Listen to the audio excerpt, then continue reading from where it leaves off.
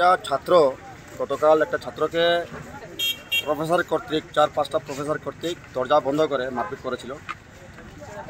আমাদের জানা মতে এবং ইলেকট্রনিক মিডিয়াতে যা শুনতে পেলাম সে মতে, তারপর আমরা গ্রাউন্ডে যখন থানা থেকে ওকে ইভাকুয়েট করা হলো পাতাকান্দি হসপিটালে আজকে সকালে, সে সময় ছেলেটার যা অবস্থা দেখলাম সেটা খুবই শোচনীয়। হয়তো ছেলেটা বাঁচতে পারবে কিনা সন্দেহ আছে।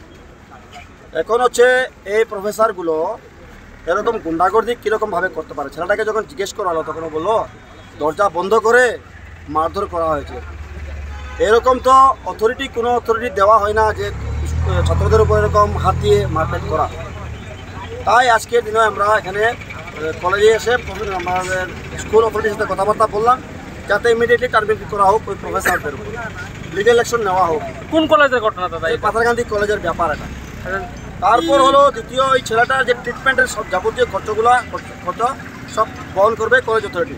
2, এখন হচ্ছে বর্তমান আমরা যে এখন চলছি থানা অভিমুখ, কারণ ওই প্রফেসরগুলো সেটা গুন্ডাগর্দির উপর ওদের অ্যারেস্ট করতেই হবে।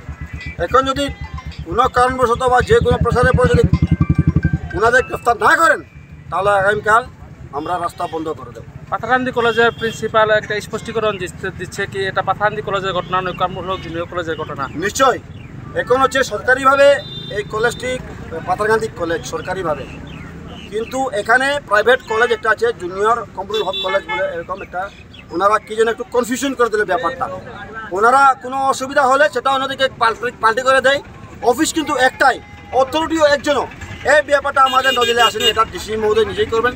আর এডুকেশন ডিপার্টমেন্ট আছে, ওনারা ওনাদের ইনকোয়ারি করবেন। যেহেতু একটা গভর্নমেন্ট কলেজের সাথে বেসরকারি স্কুল কলেজ একই সাথে চলবে, আপনাদের এই কি? না, এটা কোনোদিনই মেনে নেওয়া উচিত নয়। তারপর আরেকটি কথা জিজ্ঞেস করলাম, একটা ছেলের গার্জিয়ান মারা গেছিল, ও যখন কলেজে অথরিটির কাছে জিজ্ঞেস মানে এক্সকিউজ বললেন, এখান থেকে সেটা এক্সকিউজ করা হয়নি। 1 বছরের জন্য ওকে ব্যাক দেওয়া হয়েছে। এটা কি উচিত? যদি এটা প্রাইভেট কলেজ হয়ে থাকে তাহলে ওই অথরিটি, ওই প্রফেসর, ওই স্কুল অথরিটি ওনাকে যেন সেরকম ম্যানিপুলেট করবে, ওকে এরকম রিল্যাক্সেশন দেওয়া হবে। কিন্তু এখানে দেখছি ওদের আর্থিক লাভের জন্য ওকে ব্রেক দেওয়া হয়েছে 1 বছরের ফিসটা পেয়ে গেল। এরকম অন্যায় কাজ চলে। এটা শুধু আজকের দিনে নয়, অনেক দীর্ঘবার কেস হয়ে গেল। এই কলেজের যা প্রবন্ধন আমরা দেখতে পাচ্ছি সেটা বিলকুল কোনো মতেই মেনে নেওয়ার। আপনারা এখন কি চান? আমরা চাই ইমিডিয়েটলি ওই প্রফেসরদের গ্রেফতারি।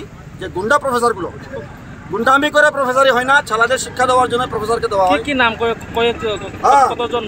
বর্তমান এখন আমাদের কাছে 3 জনের নাম এসেছে। একজন হলেন আকবর রাজা, PMS teacher, তঞ্জিম Chowdhury accountancy, Jaharul ইসলাম ইংলিশ। ওনাদের নাম এসেছে। ওনাদের ছাড়া আরও 3-4 জনের নাম এসেছে বর্তমান অবধি, কিন্তু ওনাদের নাম ভিডিও এভিডেন্স পেয়েছি, নামগুলো এখনও আসেনি।